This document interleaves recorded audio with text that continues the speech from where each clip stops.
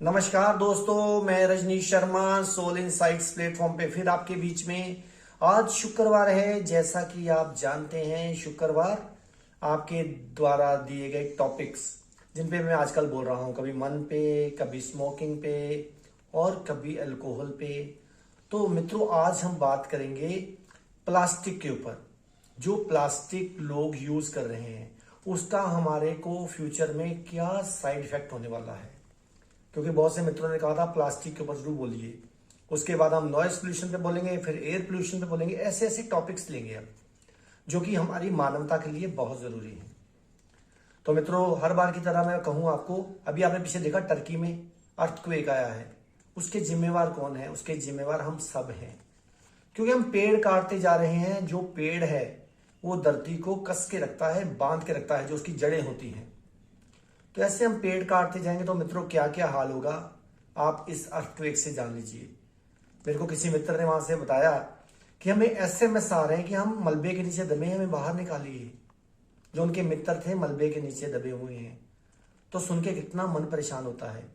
और जब हम ठीक हो जाते हैं फिर हम भूल जाते हैं कि हमने पेड़ लगाने हैं।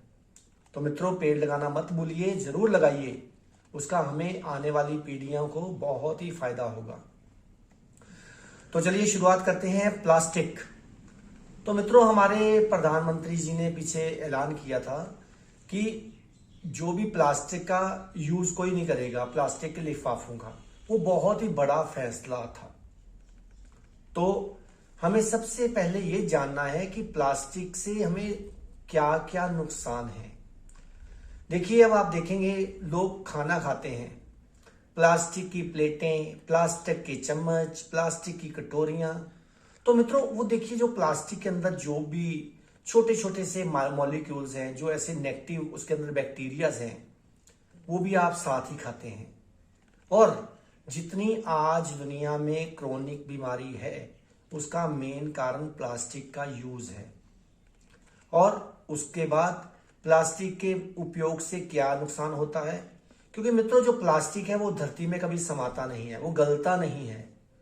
तो वो तो जन्मों जन्मों हमें खराब करेगा।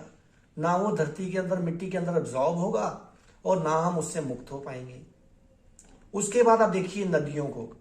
नदियों में प्लास्टिक गिरा हुआ है, प्लास्टिक के बांध बन गए हैं। बांध का मतलब उसने रोक दिया पानी को। समुद्रों में देखिए प्लास्टिक प्लास्टिक। तो हमें अपने राजा कौन होता है देश का? जो प्रधानमंत्री होता है, उनका सम्मान करते हुए ये सोचना चाहिए कि हमें प्लास्टिक का उपयोग बिल्कुल नहीं करना है। अभी देखिए, हमारे पहली संस्कृति देखिए, हम जमीन पे बैठ के खाना खाते थे, पीतल के बर्तन थे। हमने पीतल बेच के क्या किया? स्टील ले लिया, लोहा इकट्ठा कर लिया मित्रों। तो लोहे ने क्या देना है? जो खुद ही लोहा है वो आपको क्या देगा? वो आपको लोहे की तरह मजबूत थोड़ी करेगा। तो हमें मित्रों सबसे पहले इस प्लास्टिक को त्याग करके, अब देखता हूं मैं, कल ही मैं देख रहा था एक दुकान पे नूडल्स, जो बच्चे नूडल्स खाते हैं, या पकोड़े या टिक्कियां, वो प्लास्टिक के लिफाफों में उसकी चटनियां जा रही हैं, प्लास्टिक के लिफाफों में जा रहे हैं।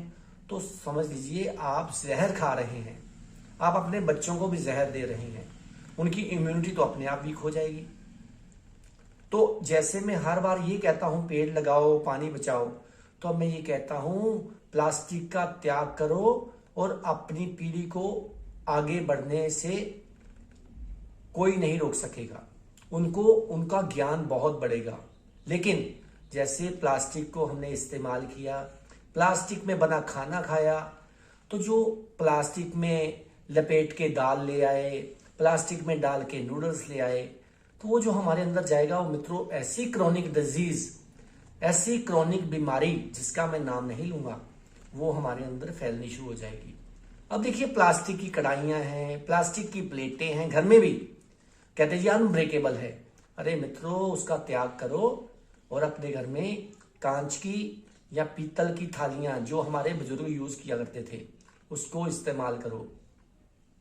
और प्लास्टिक की थैलियां बिल्कुल उसका त्याग कर दो, क्योंकि अगर पानी होगा, स्वच्छ पानी होगा, तो हम सांस ले पाएंगे, हम पानी का उपयोग कर पाएंगे।